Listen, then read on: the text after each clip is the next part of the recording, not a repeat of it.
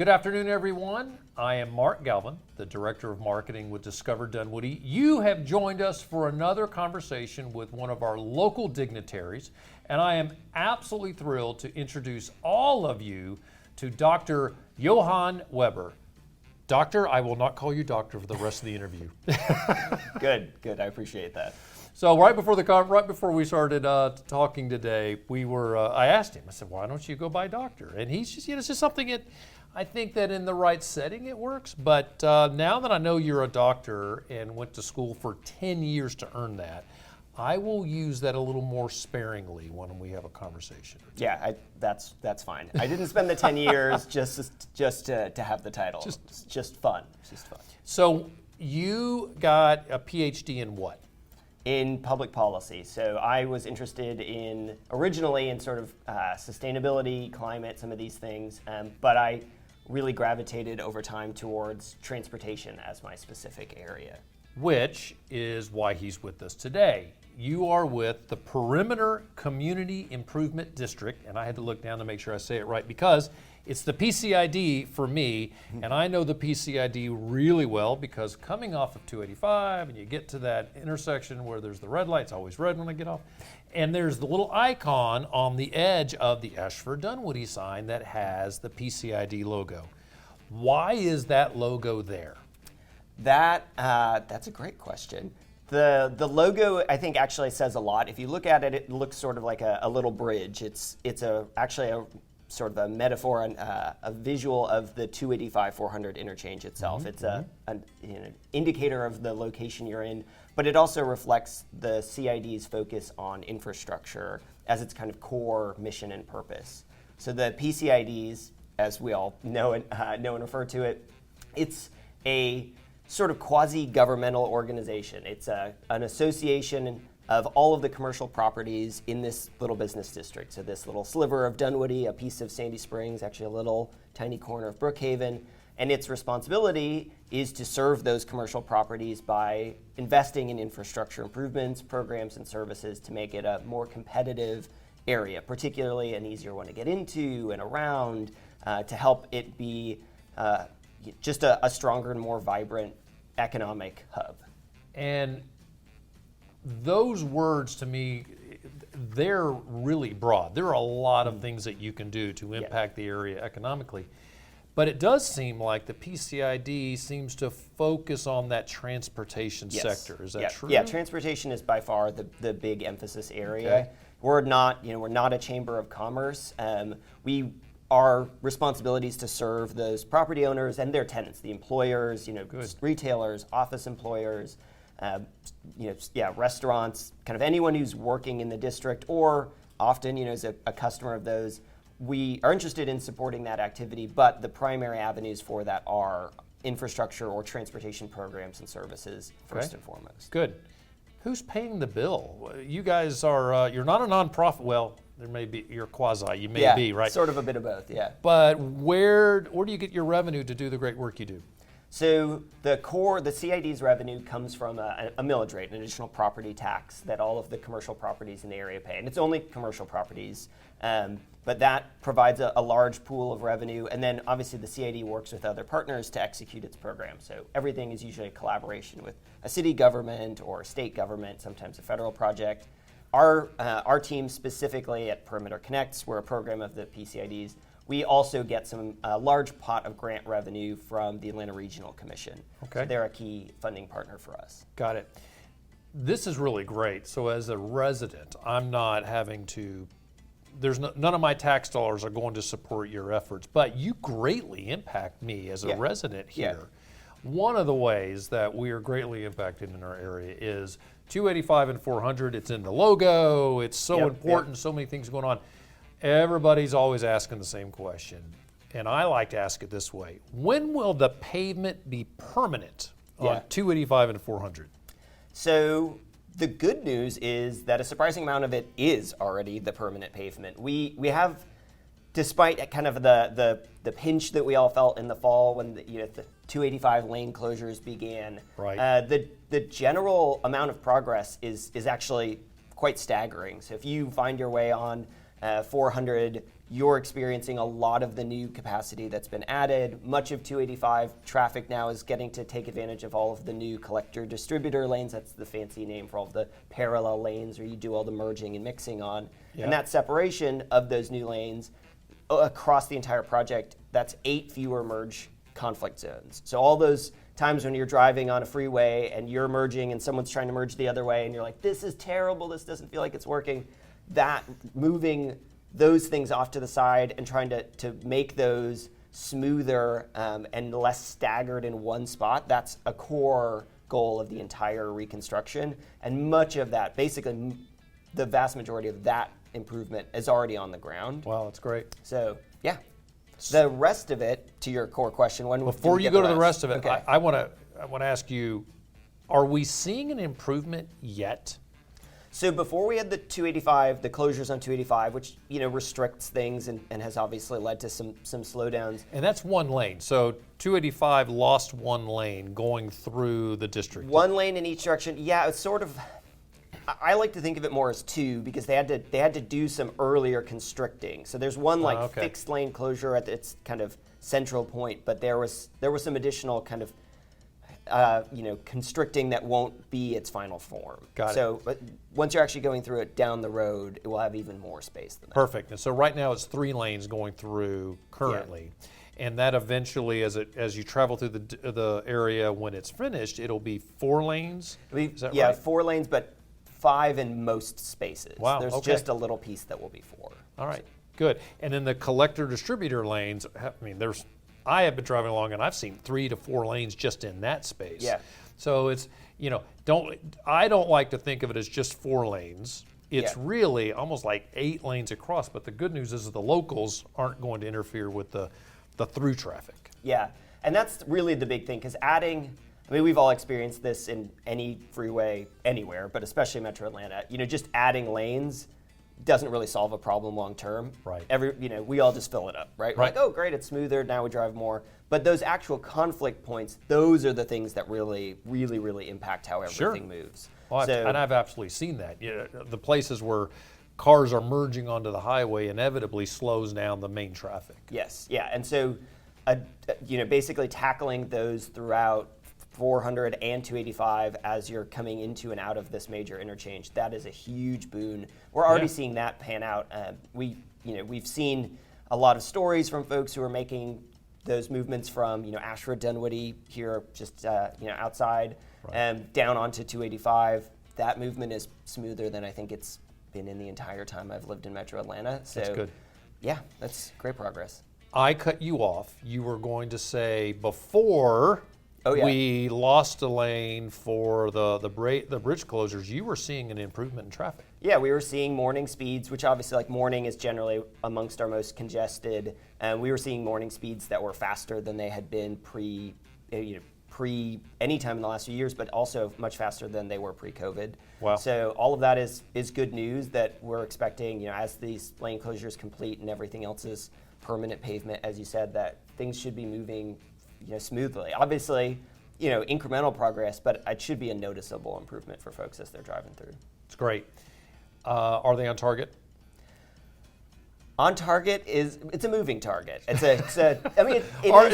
they on target for that moving target, so to speak? Yeah. It is. To be fair, it's the state's one of the states at the time that it started, the state's largest infrastructure project ever. So, our sort of expectations for how timely things will be, or how many unexpected things will come up, I think have to be sort of couched in it's hard to plan for something that's bigger than anything you've ever done before.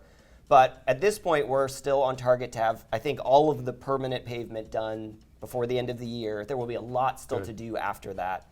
A lot of finishing work and landscaping and other pieces still. There will still be cones. But it should feel really smooth. It should feel like it's working really, really well before the end of the year. And, Bravo. We're so moving cool. quick. So. And I think this is important to highlight. You and I talked about this one-on-one before, that there will be cones. It'll look like it's not finished, except it really is. Yeah. There will still be hazards and things like that, but we'll see a great improvement even before all the landscaping is done and all the cones are yanked and pulled. Yeah. It'll be That's sort great. of like after the after the storm, when the rain has stopped, you still hear all the rain pouring through the gutter, but you're like, oh, it's nice out now. Yeah, I can't wait to see that. I was going to tell you, I'm just thrilled they opened up the Ashford-Dunwoody exit coming from the east side of town, because when that was shortened and it was a one lane, Yeah. I realized then how 2 lanes on an exit can make a humongous impact. And Yeah. Ashford-Dunwoody was so much better after that. Well, anyway, enough about my own personal commute. Let's talk about commuting in general. It is extremely important. It's one of the focuses that you guys spend a lot of time on. Yeah. And I understand in essence, commuting matters, and understanding that getting shorter times to get to work is better, but it's deeper than that. Yeah. Why do you guys spend so much time just focusing on commuting? I mean, I think that's a really interesting question, and to be fair, I think we are increasingly interested in all sorts of trips as they engage with and involve this district. The commute is an anchor for us because it is the most consistent trip that people have. Sure. It's also the time that we generally see the greatest amount of delay and the greatest impact on people making their way in and out of and around this district is those peak commute times. The commute is at its essence the kind of core vehicle, pardon the pun, by which people experience any sort of economic opportunity, right? And getting to work is fundamental to being able to work. So this entire region has for so long benefited from, and I mean the metro region, not just our district, has benefited from the accessibility that we have as a place, the physical infrastructure, the transit. All of these pieces are the way that people have the opportunity for new work, for better work, for all these opportunities. Yeah, absolutely. And continuing to make those improvements is and prioritize those folks is really, really essential to being able to have the kind of regional growth and an equity and opportunity that I think we all feel like is really fundamental to the idea of Atlanta and Georgia. It's so interesting. And so you're not talking about just the people that are in a car. Yeah. We have to look forward to, what does this area look like in 30, 40, 50 years? Yep. And there's going to need to be some alternates besides just cars. Oh, yeah. Yeah, there's only so much that we can do just geometrically. I mean, Right. There's only just so not much enough space. Yeah. Space is a big issue. You can make a highway 8 lanes wide and it'll just get filled with cars. At a certain point, how do you manage that? And that's really at the core of what you guys look at doing. We did a survey of asking all the people working in the perimeter area, what's important to you, what bothers you about commuting, will you consider these other parts of commuting? And that strikes at really the mission you guys are challenged with. Yeah, to make commuting better requires both talking about construction and supporting the many the majority of folks who drive in, but also really taking proactive steps to support all of the other ways that people can get into the district and around it. Transit is a huge piece for us. We're the beneficiaries of an enormous historical investment in the past to provide us access to the MARTA line. I think, frankly, that has been a huge piece that's afforded the development that this entire district has. I don't know this for a fact, but I'm sure the State Farm building is where it is because of the MARTA station. Yeah, I think they would confidently say the same. Yeah, absolutely. Well, it is exciting to see all this comes together, and I think that you are making a difference. I do remember driving down Ashford-Dunwoody, and many times of the day was a nightmare. Got stuck in it, and literally stuck in it for a good 20 minutes just on Ashford-Dunwoody, and I see that movement is much better, especially with the bridge on Ashford-Dunwoody. What's that called again? The Diverging Diamond. Diverging Diamond. I always get that confused. So that seems to move traffic along much better too. We're so getting another one. Where else? Which other bridge? We're getting a Diverging Diamond at Abernathy. So just into the Sandy Springs side, but a key channel by which a lot of folks find their way into Dunwoody. And that is how you guys know this. How many cars travel over a lot of our bridges in a day, approximately? Oh, I didn't take you come with data, but I'm just curious. Yeah, I don't know off the top of my head for any one of the access points, though. Yeah, we definitely do have that data. But I know that we have 200,000 vehicles that pass through on 285, like just in our area through perimeter. So Wow. I mean, Yeah. 200,000. You told me once, because I asked you a very specific number, I wanted to know how many cars drove by the front of the Crown Plaza Ravinia in a day, and you said it's north of 40,000 cars in one day. Yeah, yeah. That's just incredible. 40,000, that is, as an example, the stadium that the Falcons play in, Mercedes-Benz, holds over 75,000, maybe 78,000. To think that half of those, that number, are just driving up and down. Yep. Ashford, Dunwoody in a particular day is amazing to me. Yeah. Yeah, and that's just one of our major roads. I mean, yeah. Yeah, exactly. And Yeah. so multiply that out. One of the things that you're focused on doing is making a location desirable, right? Making it a place that people want to live. If I cannot get in or out of a neighborhood and I'm thinking about moving into Atlanta, moving here for work, I may choose not to come here, for example. And part of all of that comes together and it defines a good place, right? Yeah. A good place to live, just general, a good place. What makes a good place in your book? So this is one of my favorite questions because I don't think the answer stays static all the time. It kind of evolves with our values and priorities as a culture.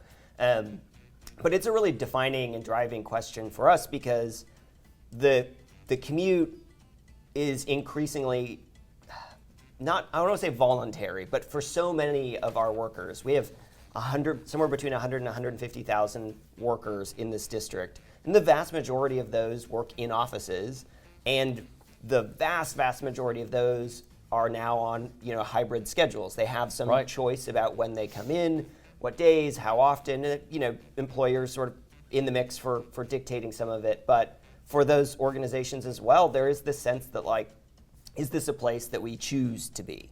In the same way you mentioned, where you choose to live. All of those things are not just about is it easy to get in and out. That's important, and if we make a place that you can't get into, then it doesn't matter how nice it is. Right.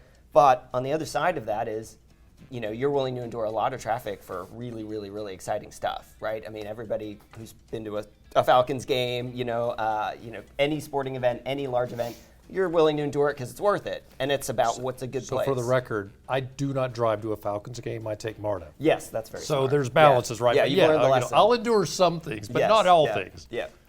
But to your original question, I think the things that I and our team really anchor around are places that are really easy to engage with personally, places that are walkable, that are really accessible, where you can thread together multiple different destinations, that you can easily go from one thing you want to do to another, and that have opportunity for spontaneity and variation, right? So you like your routines and your habits, but you also like when you try something different, when something new is introduced to you, and you want all of those things always to have the opportunity to include other people. You want the chance to go out to lunch with your colleagues. You want the chance to go out in the evening with your friends. You want to take your kids, and your partner and go do things together. We're a social species. These are all experiences I'm hearing. Yeah, right? exactly. You're A good place building has all those things together.